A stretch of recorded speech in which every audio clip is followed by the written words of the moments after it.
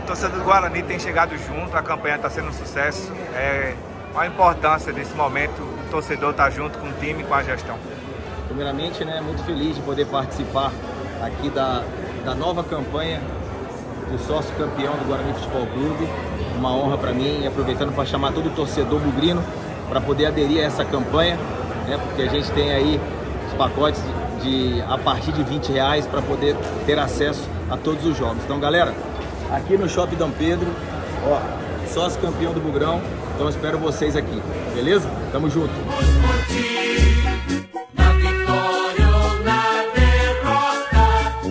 Primeiro, parabenizar aí ao presidente, o pessoal que está fazendo o novo sócio torcedor, eu acho que é muito bacana, e a torcida bugrina com certeza vai aderir, tem que aderir para ajudar o clube aí, acho que está num crescimento muito legal e espero que a gente está aqui para apoiar, para apoiar, espero que a adesão possa ser ainda maior e que o Guarani que a torcida possa abraçar aí, junto com o torcedor, dentro de campo, fazer uma festa para levar o Guarani para a primeira divisão também.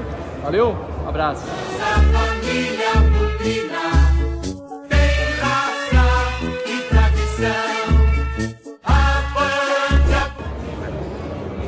Boa noite aos amigos bugrinos, meu nome é Flávio, minha filha Elisa.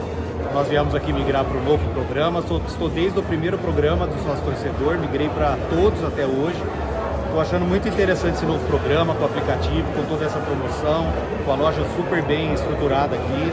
Nossa família bugrina, desde o início, meu avô era diretor quando construiu o Estádio Brinco de Ouro. Temos lá a nossa cadeira, desde que o estádio foi construído e inaugurado, ele foi responsável pelas inaugurações, pelas festas. Então, para nós é muito legal ver o clube se estruturando, voltando a crescer e estar bem posicionado no cenário do futebol. Sempre comigo, em todo campo que eu for, a bandeira. Fala galera, aqui é o Medina. Vim hoje aqui no Espaço Sócio Torcedor, aqui no Shopping Dom Pedro. Planos a partir de R$20. E o mais legal, se você fizer o plano hoje, já ganha acesso para o derby no sábado, hein? Vamos pra cima nesse derby. Tamo junto, valeu!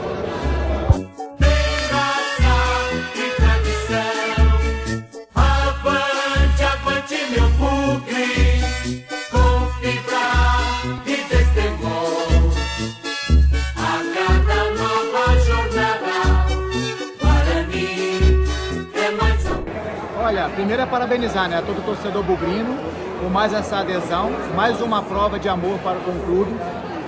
O torcedor bugrino sempre esteve presente em todos os momentos que o Guarani precisou.